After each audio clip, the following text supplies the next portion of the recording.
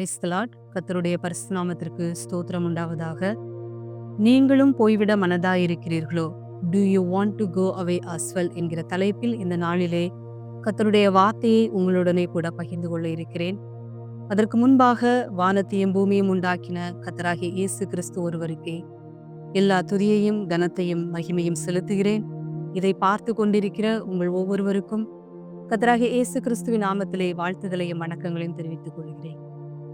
இந்த தலைப்பிற்கு ஆதாரமாக யோவான் எழுதின சுவிசேஷம் 6ஆம் அதிகாரம் 67ஆம் வசனத்தை வாசிக்கிறேன். அப்பொழுது இயேசு 12 நோக்கி, நீங்களும் போய்விட மனதாயிருக்கிறீர்களோ என்றார். ஆமென். ஏசப்பா இந்த கொஸ்டினை 12 சீஷர்களிடத்தில் எந்த ஒரு ஏக்கத்தோடு பாரத்தோடு கேட்டிருப்பார் என்று நான் நினைத்து பார்க்கிறேன். கர்த்தருக்கு இந்த 12 சீஷர்களை தவிர அநேக சீஷர்கள் இருந்தார்கள் என்று நாம் வேதத்தில் வாசிக்கிறோம்.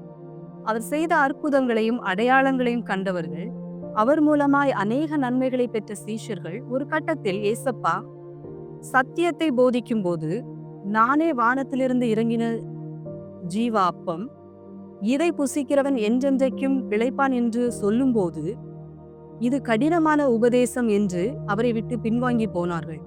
இதை நாம் அதே 6ஆம் அதிகாரத்தில் 60-66ஆம் வசனத்தில் வாசிக்கிறோம். அவருடைய சீசரில் அநேகர் இவைகளை கேட்டபொழுது, இது கடினமான உபதேசம், யார் இதை கேட்பார்கள் என்றார்கள். அது முதல் அவருடைய சீஷரில் அநேகர் அவருடனே கூட நடவாமல் பின்வாங்கி போனார்கள். இந்த ஒரு தருணத்தில்தான் ஏசப்பா மற்ற அந்த 12 சீஷர்களையும் பார்த்து கேட்கிறார், நீங்களும் போய்விட மனதா இருக்கிறீர்களோ என்று. பிரியமானவர்களே, ஆனால் அதற்கு சீமோன் பேதுரு சொன்ன ஒரு பதில், அதுதான் மிகவும் நெகிழ வைக்கிறது. அவர் இயேசு கிறிஸ்துவை அந்த 12 சீஷர்களின் சார்பாக பார்த்து சொல்கிறார், ஆண்டவரே, யாரிடத்தில் போவோம்? நித்திய ஜீவ வசனங்கள் உம்மிடத்தில் உண்டே என்று. Lord, to whom shall we go? You have the words of eternal life என்று. ஆமென். கர்த்தருடைய பரிசுத்த நாமத்திற்கு ஸ்தோத்திரம் உண்டாவதாக. இந்த வசனங்களிலிருந்து, இந்த சிறிய ஸ்டோரியில் இருந்து உங்களுடனே கூட சேர்ந்து நான் தியானிக்க இருப்பது, எப்படி அநேக சீஷர்களுக்கு கடினமாக இருந்த உபதேசம் இந்த 12 சீஷர்களுக்கு மாத்திரம் இலகுவாக இருந்ததா? எப்படி அநேக சீஷர்கள் இயேசுவை விட்டு பின்வாங்கி போகும்போது, எது இந்த 12 சீஷர்களையும் இயேசுவுடனே கூட நிலைநிற்க வைத்தது? இந்த 12 பேரும் எல்லா விஷயங்களிலும் பெர்ஃபெக்டாக இருந்தார்களா என்றால் இல்லை. ஏசப்பா சொன்ன எல்லா வார்த்தைகளையும் அவர்களால் விசுவாசிக்க முடிந்ததா என்றால் இல்லை. அவர்களால் அறிந்து கொள்ள முடிந்ததா என்றால் இல்லை. அவர் சொன்ன எல்லா உவமைகளையும் உடனுக்குடனே அவர்களால் புரிந்து கொள்ள முடிந்ததா என்றால் இல்லை. ஏசப்பா கூட தான் இருக்கிறார் என்றாலும் அவர்களுக்குள் பயம் என்கிற ஒரு விஷயம் கம்ப்ளீட்டாக மாறி இருந்ததா என்று கேட்டாலும் இல்லை.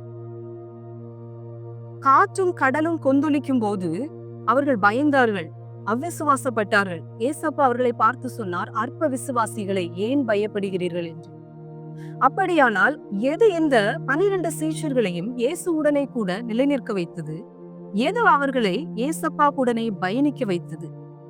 இயேசு என்கிற அந்த ஒரு நபர் மட்டுமே. பிரியமானவர்களே, அவருக்கும் அவர்களுக்குள்ளும் இருந்த அந்த ஒரு ரிலேஷன்ஷிப் மட்டும்தான். இந்த உலக வாழ்க்கைக்கு பிறகு ஒரு நித்திய ஜீவன் இருக்கிறது என்பதை அவர்கள் அறிந்தவர்களாக இருந்தார்கள். அந்த நித்திய ஜீவனுக்குள் நடத்த இயேசு கிறிஸ்துவை தவிர வேறு ஒருவராலும் கூடாது என்பதை உணர்ந்திருந்தார்கள். அதனாலேயே பேதுரு அவரை பார்த்து சொன்னார், ஆண்டவரே, நித்திய ஜீவ வசனங்கள் உம்மிடத்தில் உண்டே, யாரிடத்தில் போவோம் என்று. ஆமென். கர்த்தருக்கு மகிமை உண்டாவதாக. அவர்கள் தங்கள் கண்களால் கண்டும் பார்த்தும் தங்கள் கைகளால் தொட்டதுமாயிருந்த இந்த இயேசு கிறிஸ்துவை இன்றைய நாட்களில் நாம் பார்த்து நடக்கவில்லை. நாம் தரிசித்து நடவாமல் விசுவாசித்து நடக்கிறோம். பிரியமானவர்களே, அவர்களை காட்டிலும் நாம் பாக்கியவான்களாய் இருக்கிறோம். ஆனால் இன்றைய நாட்களிலே ஏதோ ஒரு சூழ்நிலையில், ஏதோ ஒரு காரணத்தினால் ஒரு அடி சற்று ஒதுங்கி கிறிஸ்தவர்கள் என்ற பெயரை மாத்திரம் தரித்தவர்களாய் நாம் வாழ்கிறோம். அல்லது இன்றைய நாட்களிலே கிறிஸ்தவத்திலே அநேக டினாமினேஷன்ஸ், ஒவ்வொரு டினாமினேஷன்ஸுக்குள்ள அநேக சபைகள், ஒவ்வொரு சபைக்குள்ளும் அநேக உபதேசங்கள். எதை பின்பற்றுவது, எதை ஃபாலோ பண்ணுவது, எதை நம்புவது என்று தெரியாமல் குழம்பி போய் ஒருவேளை ஒரு அடி சற்று ஒதுங்கி கத்தரை விட்டு இருக்கிறீர்களா? இந்த நாளிலே நாம் சிந்திப்போம். பிரியமானவர்களே, இந்த வசனங்களிலிருந்து, இந்த வார்த்தையில் இருந்து நான் உங்களுக்கு சொல்லக்கூடிய ஒரு ஆலோசனை, அந்த 12 சீஷர்களைப் போல, அதிலும் ஒருவர் பண ஆசையால் விழுந்து போய்விட்டார் என்று நாம் வாசிக்கிறோம். அந்த 12 சீஷர்களைப் போல அற்புதங்கள், அடையாளங்கள் நிமித்தம் மாத்திரம் அல்ல, இயேசு என்கிற ஒரு நபர் மட்டுமே, அந்த ரிலேஷன்ஷிப், அவர்களுக்கும் அவருக்கும் இருந்த அந்த பர்சனல் ரிலேஷன்ஷிப்லே அவர்கள் எப்படி இருந்தார்களோ அப்படியாக நீங்களும் உங்களுடைய ரிலேஷன்ஷிப்பை கர்த்தருடனே கூட வளர்த்துக் கொள்ளுங்கள். உங்களுடைய பர்சனல் ரிலேஷன்ஷிப்லை பெருகுங்கள் பிரியமானவர்களே.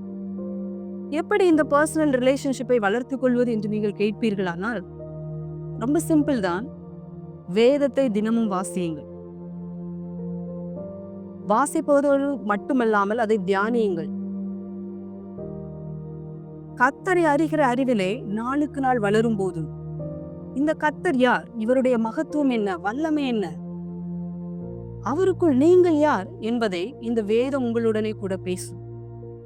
அதே போல முழங்கால் படியிட்டு நீங்கள் அவருடனே கூட பேசுங்கள். குடும்பத்தில் ஒருவரோடு கூட பேசுவது போல பேசுங்கள் பிரியமானவர்களே. உங்களுடைய பர்சனல் ரிலேஷன்ஷிப் இதன் மூலமாக வளரும். ஜீவனுள்ள ஒருவனும் இயேசு கிறிஸ்துவுக்கு முன்பாக நீதிமான் இல்லை.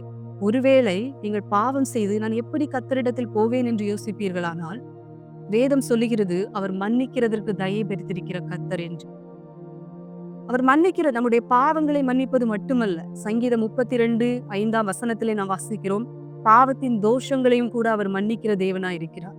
அந்த கில்ட்டி கான்சியஸை கூட அவர் மன்னிக்கிற தேவனாய் இருக்கிறார். தைரியமாய் அவரிடத்தில் போய் சேருங்க. He is just waiting for you. ஆமென். அது மட்டுமல்ல, நாம் ஆராதிக்கிற இந்த தேவன், நீங்கள் ஆராதிக்கிற இந்த தேவன், மாம்சத்தில் வந்த இந்த இயேசு கிறிஸ்து ஒரு சாதாரண மனிதன் அல்ல. அவர் வானத்தையும் பூமியும் படைத்த சர்வ வல்லமையுள்ள தேவன். தன்னுடைய நாசியின் சுவாச காற்றினால் அண்ட சராசரங்களையும் சிருஷ்டித்த தேவன். நீங்கள் உங்கள் தாயின் வயிற்றில் உருவாகும் முன்னரே உங்கள் கருவை கண்ட தேவன் அவர். உங்கள் அவயவங்களில் ஒன்றாகிலும் உருவாவதற்கு முன்னரே அவைகள் அனைத்தும் உருவேற்படும் நாட்களையும் அவருடைய புஸ்தகத்தில் எழுதியிருக்கிற தேவன். இப்பொழுதும் உங்களை அவருடைய உள்ளங்கைகளில் வரைந்து வைத்திருக்கிற தேவன். அந்த தேவனுக்கு நீங்கள் பிள்ளைகளாய் இருக்கிறீர்கள் பிரியமானவர்களே. தைரியமாய் கிருபாசன தண்டையிலே போய் சேருங்கள். இந்த உலகத்தின் முடிவு பரியந்தமும் அவர் உங்களை நடத்த வல்லவராய் இருக்கிறார். இந்த உலகத்திற்குரிய ஆசீர்வாதங்களினாலும் உன்னதத்திற்குரிய ஆசீர்வாதங்களினாலும் அவர் உங்களை ஆசீர்வதிக்க வல்லவராய் இருக்கிறார். ஆனால் நீங்கள் செய்ய வேண்டியது ஒன்றே ஒன்று மட்டுமே. ஜஸ்ட் நீங்க எந்த விதமா இருக்கிறீர்களோ, நீங்கள் இருக்கிற வண்ணமாய் அவரிடத்திலே தைரியமாய் போய் சேருங்கள். உங்களுடைய பர்சனல் ரிலேஷன்ஷிப் வேதம் வாசிப்பதிலும் ஜெபம் பண்ணுவதிலும் அவரோட பேசுவதிலும் அதிகமாக வளர்த்து கொள்ளுங்கள். அதிலே பெருகுங்கள். அப்பொழுது இந்த வேதம் உங்களுக்கு இலகுவாக அமையும். ஒருவேளை ஏசப்பா உங்களிடத்தில் வந்து நீங்களும் போய்விட மனதா இருக்கிறீர்களோ என்று கேட்பாரானால், நீங்கள் பதில் சொல்ல முடியும் பேதுருவை போல, ஆண்டவரே, யாரிடத்தில் போவோம், நித்திய ஜீவ வசனங்கள் உம்மிடத்தில் உண்டே. கர்த்தருடைய நாமத்திற்கு மகிமை உண்டாவதாக. கர்த்தர் உங்கள் ஒவ்வொருவரையும் ஆசீர்வதிப்பாராக. ஆமென்.